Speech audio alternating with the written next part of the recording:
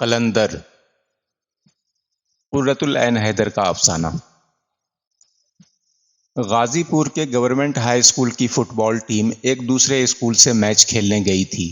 وہاں کھیل سے پہلے لڑکوں میں کسی چھوٹی سی بات پر جھگڑا ہوا اور مار پیٹ شروع ہو گئی، اور چونکہ کھیل کے کسی پوائنٹ پر جھگڑا شروع ہوا تھا، تماشائیوں اور اسٹاف نے بھی دلچسپی لی۔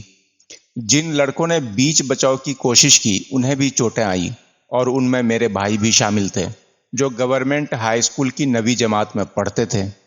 ان کے ماتھے میں چوٹ لگی اور ناک سے خون بہنے لگا۔ اب ہنگامہ سارے میدان میں پھیل گیا، بھگدڑ مچ گئی، اور جو لڑکے زخمی ہوئے تھے اس ہڑبونگ میں ان کی خبر کسی نے نہ لی۔ اس پسماندہ ضلع میں ٹیلی فون انقطاع تھے۔ سارے شہر میں صرف 6 موٹریں تھیں، اور ہاسپٹل ایمبولینس کا تو سوال ہی پیدا نہیں ہوتا تھا۔ وہ اتوار کا ویران سا دن تھا۔ ہوا میں زرد پتے اڑتے پھر رہے تھے۔ میں لقودق سنسان پچھلے برآمدے میں فرش پر چپ چاپ بیٹھی گڑیا کھیل رہی تھی۔ اتنے میں ایک یکا ٹک ٹک کرتا آ کے برآمدے کی اونچی سطح سے لگ کر کھڑا ہو گیا، اور 17-18 سال کے ایک اجنبی لڑکے نے بھائی کو سہارا دے کر نیچے اتارا۔ بھائی کے ماتھے سے خون بہتا دیکھ کر میں دہشت کے مارے فوراً ایک ستون کے پیچھے چھپ گئی۔ سارے گھر میں ہنگامہ بپا ہو گیا۔ اماں بدحواس ہو کر باہر نکلی۔ اجنبی لڑکے نے بڑے رسان سے ان کو مخاطب کیا، ارے ارے دیکھیے، گھبرائیے نہیں، میں کہتا ہوں۔ پھر وہ میری طرف مڑا اور کہنے لگا، منی ذرا دوڑ کر ایک گلاس پانی تو لے آ بھیا کے لیے۔ اس پر کئی ملازم پانی کے جگ اور گلاس لے کر بھائی کے چاروں طرف آن کھڑے ہوئے، اور لڑکے نے ان سے سوال کیا، صاحب کدھر ہیں؟ صاحب باہر گئے ہوئے ہیں، کسی نے جواب دیا۔ نہیں، دفتر میں بیٹھے ہیں، دوسرے نے کہا۔ لڑکا مزید توقف کے بغیر آگے بڑھا اور گیلری میں سے گزرتا ادھر ادھر دیکھتا ابا جان کے دفتر تک جا پہنچا۔ ابا جان دروازے بند کیے کسی اہم مقدمے کا فیصلہ لکھنے میں مصروف تھے۔ لڑکے نے دستک دی اور اندر داخل ہو گیا، اور میز کے سامنے جا کر بڑی خود اعتمادی اور متانت سے بولا، صاحب، آپ کے صاحبزادے ہمارے اسکول میں میچ کھیلنے آئے تھے۔ ان کو تھوڑی سی چوٹ آئی ہے، کیونکہ کھیل میں دنگا ہو گیا تھا۔ میرا نام اقبال بخت ہے۔ میں منشی خوشبخت رائے سکسینہ کا لڑکا ہوں، جو سٹی کورٹ میں مختار ہیں۔ آپ سے میری درخواست ہے کہ ہمارا اسکول بند کرنے کا حکم نہ دیں اور لڑکوں پر جرمانہ بھی نہ کریں، کیونکہ ایک تو ہمارے امتحان ہونے والے ہیں، اور دوسرے ہمارے لڑکے بہت غریب ہیں۔ ابا جان نے سر اٹھا کر اسے دیکھا، اور اس کی مدلل اور پر اعتماد تقریر سن کر بہت متاثر اور محظوظ ہوئے۔ انہوں نے اسے بڑی شفقت سے اپنے پاس بٹھایا۔ اس طرح سے اقبال میاں کا ہمارے یہاں آنا جانا شروع ہوا۔ بھائی سے ان کی کافی دوستی ہو گئی، مگر وہ زیادہ تر گھر کی خواتین کے پاس بیٹھتے تھے، امور خانہ داری پر صلاح مشورے دیتے تھے، بازار کے بھاؤ اور دنیا کے حالات پر روشنی ڈالتے یا لطیفے سناتے۔ جب وہ دوسری مرتبہ ہمارے یہاں آئے تھے، تب میں نے بھائی کو آواز دی تھی، اقبال میاں آئے ہیں۔ وہ فوراً نہایت وقار سے چلتے ہوئے میرے نزدیک آئے اور ڈپٹ کر بولے، دیکھو منی، میں تم سے بڑا ہوں، مجھے اقبال بھائی کہو۔ کیا کہو گی؟ اقبال بھائی، میں نے ذرا سہم کر جواب دیا۔ اقبال بھائی مجھے ہمیشہ منی ہی پکارتے رہے۔ مجھے ان کے دیے ہوئے اس نام سے سخت چڑ تھی، مگر ہمت نہ پڑتی تھی کہ ان سے کہوں کہ میرا اصل نام لیا کریں۔ اب وہ سارے گھر کے لیے اقبال میاں، اقبال بھائی اور اقبال بھیا بن چکے تھے۔ پہلو کے لان پر املتاس کا بڑا درخت ہمارے لیے بڑی اہمیت رکھتا تھا کہ اس کے سائے میں کھاٹ بچھا کر فرصت کے اوقات میں محفل جمتی تھی۔ اس کی صدارت ڈرائیور صاحب کرتے تھے۔ نائب صدر اقبال بھائی خود بن گئے۔ اس محفل کے دوسرے اراکین استاد یوسف خان، جمنا پانڈے، مہاراج چپڑاسی، عبد البیرا اور بھائی تھے۔ میں بن بلائے مہمان کی حیثیت سے ادھر ادھر ہلگی رہتی تھی۔ استاد یوسف خان کے کمرے کا تعلق اندر کے کمروں سے نہیں تھا، اور اس کا دروازہ اسی لان پر کھلتا تھا۔ استاد پرانے اسکول کے نہایت نستعلیق اور ثقہ موسیقار تھے۔ رامپور دربار سے ان کا تعلق رہ چکا تھا، شاعری بھی کرتے تھے، اور دن بھر نول کشور پریس کے چھپے ہوئے کرم خوردہ ناول پڑھا کرتے تھے۔ بوڑھے آدمی تھے، آنکھوں میں سرما لگاتے تھے اور نوکیلی مونچھیں رکھتے تھے۔ دونوں وقت کا کھانا اور ناشتہ اور چائے بڑے اہتمام سے کشتی میں سجا کر ان کے کمرے میں پہنچا دی جاتی تھی۔ سپہر کو وہ اندر آ کر بڑے تکلف سے اماں کو گت بھیروی اور گت بھیم پلاسی سکھاتے تھے، اور اماں بیٹھی ستار پر ٹن ٹن کیا کرتی تھی۔ اقبال بھائی استاد کے یارغار بن گئے تھے، اور آرائش محفل، طلسم ہوشربا، اسرار لندن اور شرر کے ناولوں کا لین دین دونوں کے درمیان چلتا رہتا تھا۔ اقبال بھائی اس سال انٹرنس کا ایگزام دینے والے تھے۔ ایک روز مجھے ایک درخت کی شاخ سے لٹکتا دیکھ کر انہوں نے اماں سے کہا، منی پڑھتی لکھتی بالکل نہیں، ہر وقت ڈنڈے بجایا کرتی ہے۔ یہاں کوئی اسکول تو ہے نہیں، پڑھے کہاں؟ اماں نے جواب دیا، پچھلے دنوں میرے ایک پھوپھی زاد بھائی نے مجھے حساب سکھانے کی ہر ممکن کوشش کر دیکھی تھی اور ناکام ہو چکے تھے۔ اب اقبال بھائی فوراً والنٹیئر بن گئے۔ امتحان کے بعد میں اسے پڑھا دیا کروں گا۔ اگلے اتوار کو اقبال بھائی نے میرا انٹرویو لیا۔ انگریزی تو اسے تھوڑی سی آ گئی ہے، اردو فارسی میں بالکل کوری ہے۔ انہوں نے اماں کو رپورٹ دی۔ اس کے بعد انہوں نے روزانہ نازل ہونا شروع کر دیا۔ ان کی تنخواہ 10 روپے ماہوار مقرر کی گئی۔ روز شام کے 4 بجے ان کا یکا دور پھاٹک میں داخل ہوتے دیکھ کر میری جان نکل جاتی۔ گرمیاں شروع ہو چکی تھیں۔ اقبال بھائی نے حکم دیا، ہم باغ میں بیٹھ کر تجھے پڑھائیں گے، تیرا دماغ جس میں بھوسا بھرا ہوا ہے ٹھنڈی ہوا سے ذرا تازہ ہوگا۔ لہٰذا پچھلے باغ میں فالسے کے درخت کے نیچے میری چھوٹی سی بید کی کرسی اور اقبال بھائی کی کرسی میز پر رکھی جاتی۔ جس روز میں نیکی کی جون میں ہوتی تو مالی سے باغ کی بڑی جھاڑو مانگ لاتی اور فالسے کے نیچے اقبال بھائی کی کرسی کی جگہ پر خوب جھاڑو دیتی، اور یوں بھی پڑھائی کے مقابلے میں مجھے باغ میں جھاڑو دینا کہیں زیادہ اچھا لگتا تھا۔ اقبال بھائی جمع تفریق پر سر کھپانے کے بعد حکم دیتے، تختی لاؤ۔ تختی پر وہ بے حد خوشخطی سے لکھتے، قلم گویت کے منشاہ جہانم، قلم کشرا بدولت میر سانم۔ اپنے ٹیڑھے میرے حروف میں اس شعر کو کئی مرتبہ لکھتی، یہاں تک کہ میری انگلیاں دکھنے لگتی اور میں دعا مانگتی، اللہ کرے اقبال بھائی مر جائیں، اللہ کرے۔ ایک مرتبہ میں سبق سنانے کی بجائے کرسی پر کھڑی ہو کر ایک ٹانگ سے ناچ رہی تھی کہ اقبال بھائی کو دفتن بے تحاشا غصہ آ گیا۔ انہوں نے میرے کان اس زور سے اینٹھے کہ میرا چہرہ سرخ ہو گیا اور میں چلا چلا کر رونے لگی، مگر اس کے بعد سے میں نے شرارت کم کر دی۔ اقبال بھائی ابھی مجھے 5-6 مہینے ہی پڑھا پائے ہوں گے کہ ابا جان کا تبادلہ غازی پور سے اٹاوے کا ہو گیا۔ اگلے 2-3 سال تک اقبال بھائی کے اماں کے پاس کبھی کبھار خط آتے رہے۔ اب ہم نے ایف اے کرنے کا ارادہ بھی چھوڑ دیا ہے۔ انٹرنس میں 3rd ڈویژن ملا، اس وجہ سے ہمارا دل ٹوٹ گیا۔ بس اب ہم بھی منصرم پیشکار قانون گو یا قرق امین کی حیثیت سے زندگی گزار دیں گے، یا حد سے حد والد صاحب قبلہ کے مانند مختار بن جائیں گے۔ اس لیے کبھی سوچتے ہیں قانون کا امتحان دے ڈالیں، اور اس کوردینہ میں رہ کر بھی کیا کر سکتے ہیں۔ پھر ان کے خطوط آنے بند ہو گئے۔ میں IIT کالج لکھنؤ کے 1st ایئر میں پڑھ رہی تھی۔ اس دن ہمارے یہاں کچھ مہمان چائے پر آئے ہوئے تھے۔ سب لوگ نشست کے کمرے میں بیٹھے تھے کہ برآمدے میں آ کر کسی نے آواز دی، ارے بھائی کوئی ہے؟ کون ہے؟ اماں نے کمرے میں سے پوچھا۔ ہم آئے ہیں، اقبال بخت۔ اماں نے بے انتہا خوش ہو کر انہیں اندر بلایا۔ کمرے میں بہت جگمگاتے قسم کے لوگوں کا مجمع تھا۔ اقبال بھائی چاروں طرف نظر ڈال کر ذرا جھجکے، مگر دوسرے لمحے بڑے وقار کے ساتھ اماں کے قریب جا کر بیٹھ گئے۔ پھر ان کی نظر مجھ پر پڑی اور انہوں نے بے حد مسرت سے چلا کر کہا، اری منی، تو اتنی بڑی ہو گئی۔ میں نئی کالج میں داخل ہوئی تھی اور اپنے کالج اسٹوڈنٹ ہونے کا سخت احساس تھا۔ اقبال بھائی نے جب سب لوگوں کے سامنے اس طرح اری منی کہہ کر مخاطب کیا تو بے حد کوفت ہوئی۔ اقبال بھائی میلا سا پائجامہ اور گھسی ہوئی شیروانی پہنے تھے اور ظاہر تھا کہ ان کی مالی حالت بہت سقیم تھی، مگر انہوں نے مختصراً اتنا ہی بتایا کہ کانپور میں ملازم ہو گئے ہیں اور پرائیویٹ طور پر FACT کر چکے ہیں۔ پھر وہ ابا جان کے کمرے میں گئے اور ان کے پاس بہت دیر تک بیٹھے رہے۔ اس کے بعد اقبال بھائی پھر غائب ہو گئے۔ 10 سال بعد مجھے لندن پہنچے 6-7 روز ہی ہوئے تھے، میں BBC کے اردو سیکشن میں بیٹھی ہوئی تھی کہ کسی نے آواز دی، ارے بھائی سکسینہ صاحب آ گئے کہ نہیں؟ آ گئے، یہ کہتے ہوئے اقبال بخت سکسینہ پردہ اٹھا کر کمرے میں داخل ہوئے۔ گھسی ہوئی برساتی اوڑھے، اخباروں کا پلندہ اور ایک موٹا سا پورٹ فولیو سنبھالے میرے سامنے سے گزرتے ایک میز کی طرف چلے گئے۔ پھر انہوں نے پلٹ کر مجھے دیکھا۔ پہلے تو انہوں نے مجھے نہیں پہچانا، ٹکٹکی باندھے چند لمحوں تک دیکھتے رہے۔ اری منی ان کے منہ سے نکلا، پھر آواز بھرا گئی۔ وہ میرے پاس آ کر بیٹھے اور ابا جان کی خیریت پوچھی۔ ابا جان کا تو کئی سال ہوئے انتقال ہو گیا اقبال بھائی، میں نے کہا۔ یہ سن کر وہ پھوٹ پھوٹ کر رونے لگے۔ اردو سیکشن کے اراکین نے ان کو روتا دیکھ کر خاموشی سے اپنے اپنے کاغذات پر سر جھکا لیا۔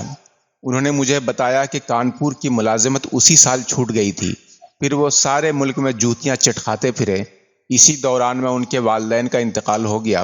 وہ اکلوتے بیٹے تھے۔ چھوٹی بہن کی کسی گاؤں میں شادی ہو چکی تھی۔ آزادی کے بعد جب قسمت آزمائی کے لیے انگلستان، کینیڈا اور امریکہ جانے کی ہوا چلی تو وہ بھی ایک دن غازی پور گئے، اپنا آبائی مکان فروخت کیا اور اس کے روپے سے جہاز کا ٹکٹ خرید کر لندن آ پہنچے۔ پچھلے 4 سال سے وہ لندن میں تھے اور یہاں بھی مختلف قسم کے پاپڑ بیل چکے تھے۔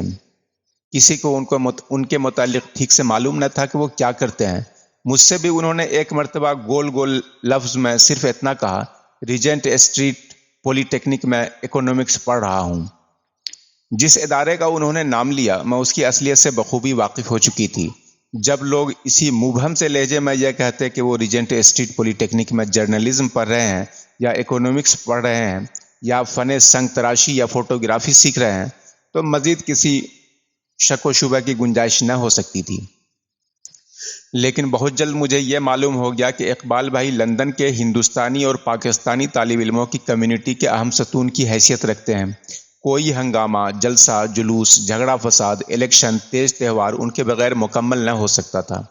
تصویروں کی نمائش ہے تو ہال وہ سجا رہے ہیں، ناچ گانے کا پروگرام ہے تو مائکرو فون لگا رہے ہیں، ڈرامہ ہے تو یہ ریہرسل کے لیے لوگوں کو پکڑتے پھر رہے ہیں، دعوت ہے تو ڈائننگ ہال میں مستعد کھڑے ہیں۔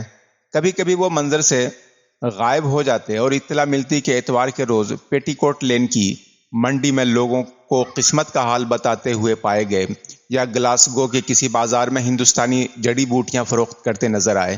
ایک دفعہ معلوم ہوا کہ شہر کے ایک فیشنیبل محلے کے ایک عالیشان فلیٹ میں فروکش ہیں۔ کبھی وہ بڑھیا ریسٹورانٹوں میں نظر آتے، کبھی مزدوروں کے چائے خانوں میں دکھلائی پڑتے۔ اقبال بھائی شاعری بھی کرتے تھے۔ آسٹریلیا اور ایم سی سی کے تاریخی میچ کے دنوں میں انہوں نے ایک مرثیہ لکھا، ہر تازہ وکٹ پر ہماتن کانپ رہا ہے، بولر ہے بڑا سخت ہٹن کانپ رہا ہے، کس شیر کی آمد ہے کہ رن کانپ رہا ہے۔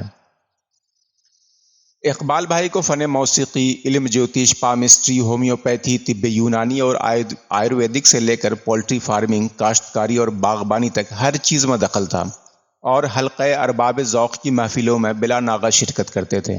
ہم 2-3 لوگوں نے مل کر ایک فلم سوسائٹی بنائی جس میں ہم بمبئی سے فلمیں منگوا کر ہندوستانی اور پاکستانی پبلک کو دکھاتے تھے۔ اس دن اقبال بھائی برات کے دولہا بنے ہوتے، ٹکٹ بیچ رہے ہیں، مہمانوں کو لالا کر بٹھا رہے ہیں۔ فلم شروع ہونے سے پہلے اسٹیج پر جا کر مس مہتاب یا مس نسیم یا مس نمی کو گلدستہ پیش کر رہے ہیں۔ اس زمانے میں انہوں نے یہ بھی طے کر لیا کہ بمبئی جا کر ایک عہد آفریں فلم بنائیں گے جس کی کہانی، مکالمے اور گیت خود لکھیں گے، ڈائریکٹ بھی خود کریں گے اور ہیرو کے بڑے بھائی یا ہیروئن کے باپ کا رول بھی خود ادا کریں گے اور مجموعی طور پر ساری فلم انڈسٹری پر رولر پھیر دیں گے۔ اقبال بھائی شراب کو ہاتھ نہیں لگاتے تھے اور منگل کے منگل گوشت نہیں کھاتے تھے۔ ایک روز مجھے وہ ایک سڑک پر نظر آئے اس حالت میں کہ ہاتھ میں بہت قیمتی پھولوں کا ایک گچھا ہے اور لپکے ہوئے چلے جاتے ہیں۔ مجھے دیکھ کر بولے، آؤ آؤ، میں ذرا ایک دوست کو دیکھنے ہسپتال جا رہا ہوں۔ میں ساتھ ہو لی۔ ہسپتال میں ایک اسلامی ملک کے سفیر کی بیگم صاحب فراش تھیں۔ اقبال بھائی نے ان کے کمرے میں داخل ہو کر گلدستہ میز پر رکھا اور نہایت خلوص سے مریضہ کی مزاج پرسی میں مصروف ہو گئے۔ اتنے میں سفیر کی بیٹی اندر آئی اور بے حد تپاک سے ان سے ملی۔ میں حیرت سے یہ سب دیکھا کی باہر آ کر کہنے لگے، بھائی یہ لوگ ہمارے دوست ہیں، بہت اچھے لوگ ہیں بیچارے۔ صاحبزادی سے آپ کی ملاقات کس طرح ہوئی؟ لمبا قصہ ہے، پھر کبھی بتائیں گے۔ وہ لڑکی بے حد بد دماغ تھی، یونیورسٹی میں پڑھتی تھی اور حد سے زیادہ اینٹی انڈین مشہور تھی۔ اس وقت بھی اس نے اسپتال کے کمرے میں کوئی ناگوار سا سیاسی تذکرہ چھیڑ دیا تھا۔ بھائی اگر ہندوستان کو گالیاں دے کر اس کا دل ٹھنڈا ہوتا ہے، اقبال بھائی نے زینہ اترتے ہوئے مجھ سے کہا، تو اس میں میرا کیا حرج ہے؟ اس کو اسی طرح شانتی ملتی ہے۔ اس کے کچھ عرصے بعد ہی ایک شام وہ انڈر گراؤنڈ میں مل گئے، ساتھ ہی وہ لڑکی اور اس کی ایک کزن بھی تھی۔ لڑکی نے مجھ سے کہا ہم لوگ ایک مجلس میں جا رہے ہیں، آپ بھی چلیے۔ میں تو نہ جا سکوں گی، میں نے تھیٹر کے ٹکٹ خرید لیے ہیں، میں نے معذرت چاہی۔ اقبال بھائی نے بڑے صدمے سے مجھے دیکھا۔ محرم کی 7ویں تاریخ کو تھیٹر جا رہی ہو؟ میں بے حد شرمندہ ہوئی، مجھے یاد نہ رہا تھا۔ میں نے جواب دیا، آپ شیعہ ہیں یا سنی؟ دوسری لڑکی نے سوال کیا۔ میں قادیانی ہوں، میں نے جواب دیا۔ قادیانی؟ وہ خاموش ہو گئی۔ چند منٹ بعد سفیر کی لڑکی نے اظہار خیال کیا، اقبال صاحب تو بڑے مومن آدمی ہیں، آج کل کے شیعوں میں اپنے مذہب کا اتنا درد کہاں ہے؟ اتنے میں اسٹیشن آ گیا اور وہ تینوں ٹرین سے اتر گئے۔ اگلے روز BBC میں اقبال بھائی سے ملاقات ہوئی تو میں نے کہا، اقبال بھائی اب آپ یہ فراڈ بھی کرنے لگے، ان لڑکیوں کے سامنے آپ نے خود کو مسلمان ظاہر کیا ہے، نہ صرف مسلمان بلکہ شیعہ۔ جواب ملا، دیکھ منی، دنیا میں اس قدر تفرقہ ہے کہ سب لوگ ایک دوسرے کی جان کو آئے ہوئے ہیں۔ میری جب اس لڑکی سے ملاقات ہوئی تو وہ میرے نام کی وجہ سے مجھے مسلمان سمجھی اور میرے سامنے ہندوؤں کی اور ہندوستان کی خوب برائیاں کی۔ اس کے بعد اگر میں اسے بتا دیتا کہ میں ہندو ہوں تو اسے کس قدر خجالت ہوتی، پھر اس میں میرا کیا حرج ہے؟ میرے خاندان میں سینکڑوں برس سے فارسی نام رکھے جاتے ہیں، اس سے ہندو دھرم پر کوئی آنچ نہیں آئی۔ اب اگر میں نے خود کو مسلمان ظاہر کر دیا تو دنیا پر کون سی قیامت آ جائے گی بتاؤ؟ ارے واہ ری منی، اتنی بڑی افلاطون بنتی ہو مگر عقل میں وہی بھوسا بھرا ہے۔ ایک شام میں اپنی ایک دوست زاہدہ کے یہاں گئی۔ وہ بے حد تندہی سے پیکنگ میں جٹی ہوئی تھی اور اپنے سارے خاندان سمیت اگلے روز صبح سویرے رخصت پر کراچی واپس جا رہی تھی۔ زاہدہ کے گھر پہ مجھے یاد آیا کہ اقبال بھائی نے آسٹریلین طلباء کی ایک تقریب میں مدعو کیا ہے، ضرور آنا۔ آسٹریلین بیچارے یہ محسوس کرتے ہیں کہ انہیں بہت ہی غیر دلچسپ اور بے رنگ قوم سمجھا جاتا ہے، ان کا دل نہیں توڑنا چاہیے۔ چند روز قبل میں ایک نیا ہینڈ بیگ خرید کر زاہدہ کے ہاں چھوڑ گئی تھی۔ چلتے وقت خیال آیا کہ اسے لیتے چلوں۔ بیگ زاہدہ کی سنگار میز پر رکھا تھا اور دوسرے کمرے میں اسباب باندھ رہی تھی۔ میں نے جاتے ہوئے اسے آواز دی کہ میں بیگ لے کر جا رہی ہوں۔ اچھا، اس نے جواب دیا۔ میں نیچے آ گئی۔ آسٹریلین طلباء کے یہاں اقبال بھائی ہال کے وسط میں کھڑے آسٹریلیا اور ہندوستان کے دوستانہ تعلقات پر دھواں دھار تقریر کر رہے تھے۔ میں برابر کے کمرے میں گئی جہاں بہت سے لڑکوں اور لڑکیوں کا مجمع تھا اور 4-5 ویٹر چائے بنا کر سب کو دے رہے تھے۔ میں نے نیا ہینڈ بیگ وہیں ایک کھڑکی میں رکھ دیا اور چائے پینے کے بعد ہال میں لوٹ آئی۔ چلتے وقت مجھے ہینڈ بیگ کا خیال آیا، میں اسے اندر سے اٹھا لائی اور اقبال بھائی کے ہاتھ میں دے دیا۔ شاید اس کا کھٹکا کھل گیا تھا۔ زینے سے اترتے ہوئے انہوں نے کھٹکا بند کیا اور بولے، اتنے ڈھیر سارے نوٹ؟ میں نے بے دھیانی میں ان کی بات پوری طرح نہیں سنی اور ادھر ادھر کی باتوں میں لگی رہی۔ اسٹیشن پہ اقبال بھائی نے بیگ مجھے تھما دیا۔ گھر پہنچ کر میں نے دیکھا کہ زاہدہ کی کار باہر کھڑی ہے اور دونوں میاں بیوی انتہائی سراسیمگی کی حالت میں landlady Mrs Wingfield سے کچھ پوچھ رہے ہیں۔ زاہدہ مجھے دیکھ کر ہکلانے لگی، وہ بیگ، ہاں میرے پاس ہے تو کیوں؟ اس میں نے پورے 500 پاؤنڈ کے نوٹ ٹھونس دیے تھے، تمہارے جانے کے بعد یاد آیا اور تمہاری بھلکڑ عادت کا خیال کر کے جان نکل گئی کہ اگر تم نے بٹوا راستے میں کہیں ادھر ادھر چھوڑ دیا تو کیا ہوگا؟ یا اللہ تیرا شکر، یا اللہ تیرا شکر، یا اللہ۔ دوسرے روز BBC میں نے اقبال بھائی کو یہ سنسنی خیز واقعہ سنایا۔ اطمینان سے بولے، وہ تو میں نے بیگ میں پہلے ہی دیکھ لیا تھا کہ نوٹ ٹھنسے ہوئے ہیں، آپ نے مجھے اسی وقت کیوں نہ بتایا؟ میں نے کہا تھا تو تم نے سنا ہی نہیں۔ آپ کو یہ خیال بھی نہ آیا کہ میرے پاس اتنا روپیہ کہاں سے آ گیا جسے میں اطمینان سے ادھ کھلے بیگ میں لیے گھوم رہی ہوں؟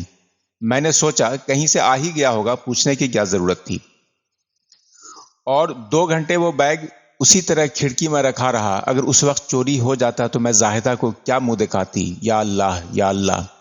دیکھ منی، ہونی کو کوئی انہونی نہیں کر سکتا۔ تیری گوئیاں کی قسمت میں تھا کہ اس کا روپیہ اسے صحیح سلامت واپس مل جائے۔ اب تو کیوں فکر کر رہی ہے؟ یہ بتا، تو نے اچھما کے لیے بات کی؟ اچھما کو سوکتی ایک پریشان حال دل گرفتہ سی لڑکی تھی جو بہت دنوں سے ملازمت اور ایک سستے سے کمرے کی تلاش میں تھی۔ حال ہی میں مسز ونگ فیلڈ کے تہخانے میں ایک کمرہ خالی ہوا تھا جس کا کرایہ صرف 2.5 پاؤنڈ فی ہفتہ تھا۔ مسز ونگ فیلڈ کا اصرار تھا کہ وہ اپنے مکان میں ہر چلتے پھرتے ایرے غیرے کو کرایہ دار نہیں رکھتی اور صرف بہترین خاندانوں اور اعلیٰ طبقے کے افراد کو اپنے یہاں رہنے کا شرف بخشتی ہیں۔ ان کے مرحوم شوہر کو کولونیل سروس میں تھے اور مسز ونگ فیلڈ برسوں کولمبو میں بڑی میم صاحب کی حیثیت سے زندگی گزار چکی تھیں، ان کے سسر نائٹ تھے وغیرہ وغیرہ، لیکن میاں کے مرنے اور سلطنت برطانیہ کے زوال کے بعد وطن واپس آ کر انہیں لینڈ لیڈی بننا پڑا تھا۔ اکثر زینے پر چڑھتے یا اترتے ہوئے وہ میرا راستہ روک کر اپنی عظمت رفتہ کے قصے سنانے لگتی۔ ایک دن انہوں نے بڑے رازدارانہ انداز میں بے حد اداسی سے مجھ سے کہا تھا، ایک بات سنو، اتنے اچھے اچھے جنٹل مین تمہارے دوست ہیں، ان میں سے کسی ایک سے میری شادی کرا دو۔ رات کو جب میں تہخانے کے کمرے کے متعلق ان سے کہا تو جانے وہ کسی اچھے موڈ میں تھی، انہوں نے اچھمّا کوسوکٹی کے متعلق یہ تک نہیں پوچھا کہ وہ کیا کرتی ہے اور ہر ہفتے کرایہ ادا کر سکے گی یا نہیں۔ چنانچہ 2-3 روز میں اچھمّا کوسوکٹی وہاں منتقل ہو گئی۔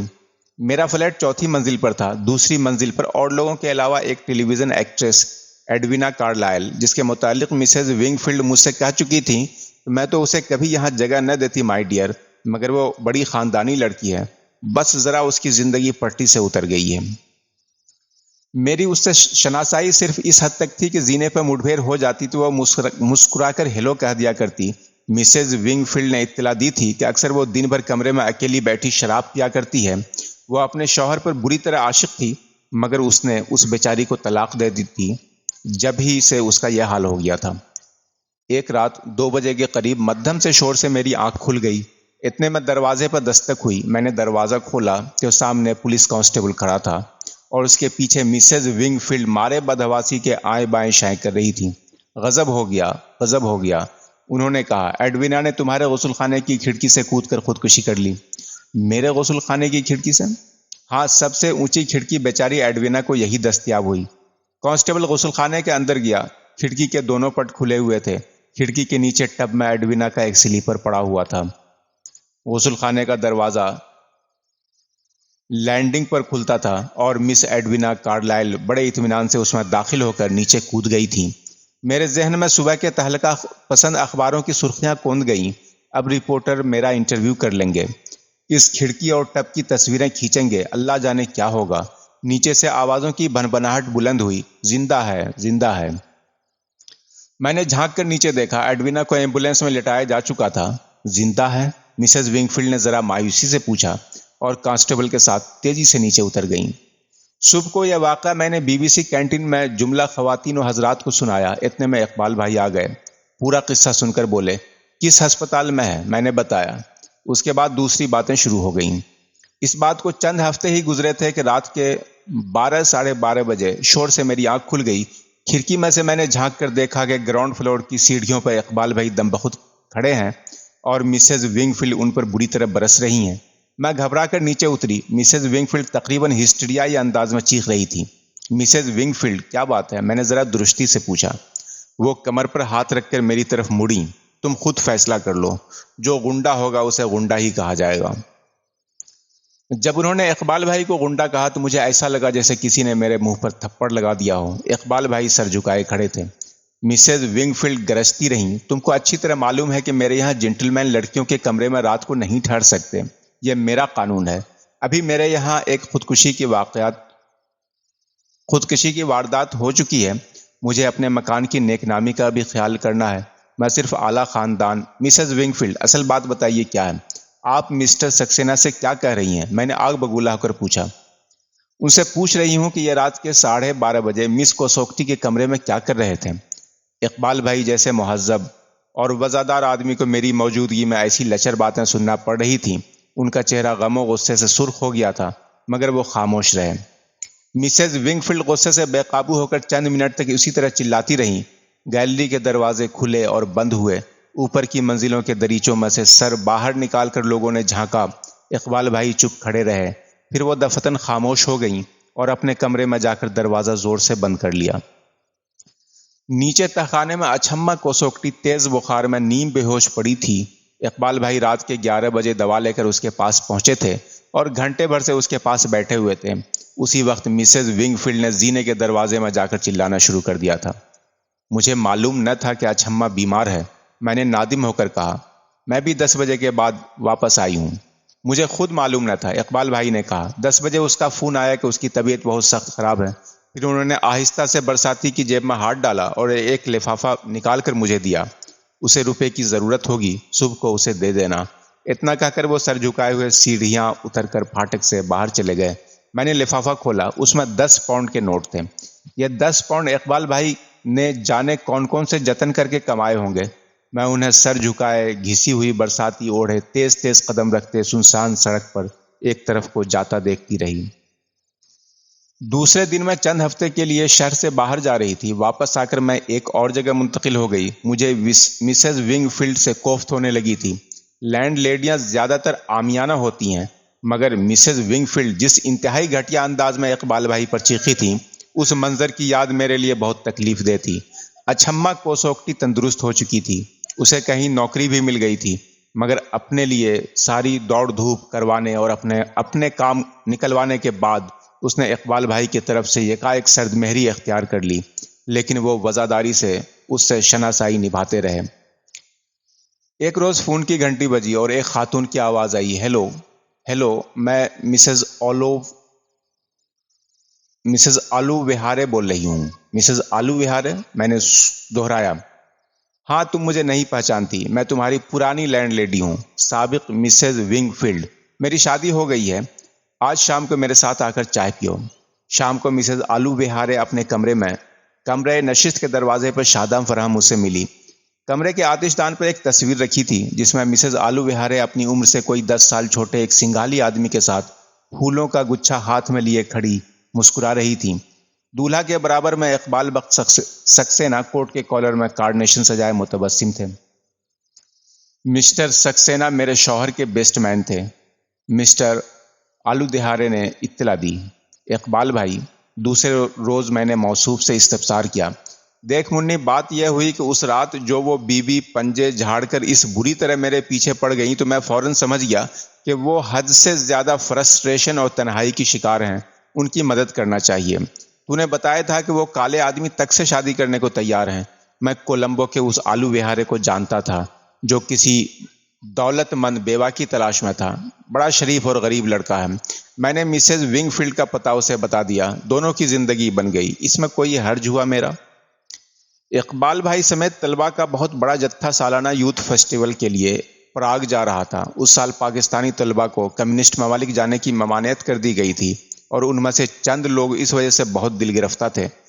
وفد کے پراگ روانہ ہونے سے ایک روز قبل ایک تقریب میں مشرقی پاکستان کے ایک طالب علم نے افسوس سے کہا، ہم لوگ اس سال میں نہیں جانے سکتا، ادھر ورلڈ کا سارا کنٹری ہوگا، خالی پاکستان نہیں ہوگا۔ اقبال بھائی فوراً اس کے پاس گئے اور رسان سے بولے، نور الفرقان بھائی، دل چھوٹا مت کرو، پاکستان کی نمائندگی میں کر دوں گا۔ پراگ میں دنیا بھر سے آئے ہوئے نوجوان ایک عظیم الشان کنسرٹ میں اپنے اپنے ملکوں کے عوامی گیت گا رہے تھے۔ اتنے میں اسٹیج پر خاموشی چھائی۔ ایک لڑکی نے اناؤنس کیا، اب ہمارے عزیز ملک پاکستان کے نمائندے اپنے دیش کے مزدوروں کا گیت سنائیں گے۔ پاکستان کے نام پر بہت دیر تک تالیاں بجتی رہیں اور سفید کھڑکھڑاتی ہوئی شلوار، سیاہ شیروانی اور بھورے رنگ کی قراقلی سے مزین بے حد روب داب اور وقار سے چلتے ہوئے کامریڈ اقبال بخت مائکروفون کے سامنے آئے۔ پاکستان میں عوامی اور ترقی پسند تحریک کی ناکامی کے اسباب پر روشنی ڈالی اور کہا، ساتھیو، اب میں آپ کو اپنے وطن عزیز کے محنت کش طبقے کا ایک محبوب اور روح پرور گیت سناتا ہوں۔ اور بے حد پاٹدار آواز میں انہوں نے شروع کیا، بوجھ اٹھا لو ہیا ہیا، بوجھ اٹھایا ہیا ہیا، محل بنے گا راجا جی کا، پیٹ پلے گا مہارا تمہارا، اونچا کر لو ہیا ہیا، بوجھ اٹھا لو شیر بہادر ہیا ہیا۔ مجمع پر اس گیت کا بے انتہا اثر ہوا اور حسب معمول سامعین نے ساتھ ساتھ آواز ملانی شروع کر دی، مگر آگے چل کر سید مطلبی فرید آبادی کے اس مشہور گیت کے باقی بول اقبال بھائی کے ذہن سے بالکل اتر گئے۔ دراصل ان کو یاد ہی صرف 3 بول تھے، لیکن انہوں نے بڑے اطمینان سے گانا جاری رکھا، پیالی اٹھاؤ کیسے بھائی، ایسے بھائی ہیا ہیا، چمچا اٹھاؤ چمچا اٹھایا، ہاں ہاں بھائی ہیا ہیا۔ ہزاروں کے مجمع نے ایک ساتھ دہرایا، چمچا اٹھاؤ چمچا اٹھایا، ہاں ہاں بھائی ہیا ہیا۔ اس طرح جو الفاظ اقبال بھائی کے دماغ میں آتے گئے وہ ہیا ہیا کے ساتھ جوڑتے گئے اور تالیوں کے طوفان میں ان کا گیت انتہائی کامیابی کے ساتھ ختم ہوا۔ چیکوسلواکیہ سے واپسی کے کچھ دن بعد اقبال بھائی نے اطلاع دی میں نے سانپوں کا کاروبار شروع کر دیا ہے۔ سانپوں کا کاروبار، میں نے دہرایا، مگر مجھے مطلق تعجب نہ ہوا کیونکہ اقبال بھائی کچھ بھی کر سکتے تھے۔ کئی 100 بندر بھی ہیں۔ انہوں نے ذرا انکسار سے اضافہ کیا۔ دراصل انہوں نے کھنکھار کر کہنا شروع کیا، بات یہ ہے منی کہ یہ اپنے خالد صاحب جو ہے نا، ان کے سسر مسٹر چراغ دین امریکہ کے چڑیا گھروں اور تجربہ گاہوں کو سانپ اور بندر سپلائی کرتے ہیں۔ مجھے انہوں نے اپنی فرم میں نوکر رکھ لیا ہے اور اب میں وہاں کام سنبھالنے امریکہ جا رہا ہوں۔ چنانچہ اقبال بھائی سانپوں کا کاروبار کرنے امریکہ چلے گئے۔ ایک روز ڈاک کے ذریعہ مجھے ایڈوینا کارلائل کا مختصر سا خط ملا جو آئرلینڈ سے آیا تھا۔ ایڈوینا کارلائل نے لکھا تھا، ساری دنیا نے مجھے چھوڑ دیا ہے، مجھے اپنے وجود سے نفرت ہو چکی تھی، میں نے موت کا سہارا ڈھونڈا مگر مرنے میں بھی اپنی زندگی ہی کی طرح ناکام رہی۔ سال بھر تک میں پلاسٹر آف پیرس میں جکڑی ہسپتال میں پڑی رہی اور مسٹر سکسینہ ہر ہفتہ، ہر موسم میں، ہر حالت میں گھنٹہ بھر کے لیے میرے پاس آ کر بیٹھتے تھے اور سمجھاتے تھے کہ زندہ رہنے کے لیے ہمت نہ ہارنا کس قدر ضروری ہے۔ مجھے معلوم نہیں آج کل وہ کہاں ہیں۔ یہ خط میں آپ کو اس لیے لکھ رہی ہوں کہ ان کو میرا سلام پہنچا دیجیے۔ مگر مجھے بھی معلوم نہیں تھا کہ مسٹر سکسینہ آج کل کہاں ہیں۔ انہوں نے امریکہ پہنچ کر کسی کو ایک کارڈ تک نہ بھیجا تھا۔ میں وطن واپس آ گئی۔ اقبال بھائی کے لیے کسی کو معلوم نہ ہوا کہ وہ کون سی وادی اور کون سی منزل میں ہیں، لیکن کوئی 4 سال ہوئے۔ میری ایک چچا زاد بہن تعلیم ختم کر کے سان فرانسسکو سے لوٹی تو اس نے اطلاع دی، میں نے اقبال بھائی کو اپنی آنکھوں سے دیکھا۔ کہاں؟ ہالی ووڈ میں، خاص الخاص بیورلی ہلز پر۔ بیورلی ہلز پر کیا کرتے ہیں؟ رہتے ہیں ایک بہت عالی شان محل میں جس میں 2 سوئمنگ پول ہیں، کیڈلک کاروں کی ایک فلیٹ ہے، وغیرہ وغیرہ۔ مگر انہوں نے کھانے پر بھی بلایا اپنے یہاں نیگرو بٹلر اور راوی نے مزید یہ بتایا کہ سانپوں کے کاروبار کے لیے امریکہ پہنچنے کے تیسرے دن ہی مسٹر چراغ دین اور مسٹر اقبال بخت سکسینہ کے درمیان کچھ اختلاف رائے ہو گیا، جس کے نتیجے کے طور پر مسٹر سکسینہ کو اپنی ملازمت سے مستعفی ہونا پڑا۔ اس کے بعد سنہری مواقع کے اس دیش میں موصوف انواع و اقسام کی ملازمتیں اور مزدوریاں کرتے کیلیفورنیا پہنچ گئے۔ وہاں سکھ اور پنجابی مسلمان زمینداروں کے کھیتوں پر کام کرتے رہے۔ وہاں سے ہالی ووڈ تشریف لے گئے اور مشرق کے متعلق بنائے جانے والی تصویروں میں چینی رکشہ والے، ہندوستانی فقیر، قلی اور سپیرے اور عرب بدو کے ایک 2 منٹ والے رول بخیر خوبی ادا کرتے رہے اور ایک ریسٹوراں میں ویٹر بن گئے۔ ایک مشہور پروڈیوسر کی کروڑ پتی بیوہ اس جگہ کبھی کھانا کھانے آیا کرتی تھی۔ وہ لاول اور بے حد بوڑھی عورت تھی جسے آنکھوں سے بھی کم سجائی دیتا تھا اور وہ بیورلی ہلز پر اپنے شاندار محل کے اندر شدید تنہائی میں زندہ تھی۔ ہالی ووڈ حسن اور جوانی کا پرستار ہے۔ ایک 75 سالہ بوڑھی اور اندھی عورت سے 2 منٹ بات کرنے کا بھی وہاں کسی کے پاس وقت نہ تھا۔ جب وہ ریستوراں میں آ کر کونے میں اپنی مخصوص میز پر بیٹھ جاتی تو اقبال بھائی بڑی محبت سے اس کی مزاج پرسی کرتے۔ ان کو یہ بھی معلوم نہ تھا کہ وہ کون ہے۔ بوڑھی ان کی بے حد ممنون ہو گئی اور اس نے ان کو اپنے گھر مدعو کیا۔ پھر وہ اکثر اس کے ہاں جاتے اور اسے اخبار اور رسالے پڑھ کر سناتے۔ اس بوڑھی کی کیمپینین اینی دوسارتھ کے معاوضے میں بھاری تنخواہ لیتی۔ اقبال بھائی محض جذبہ انسانیت کے بنا پر اس کے پاس بیٹھے رہتے۔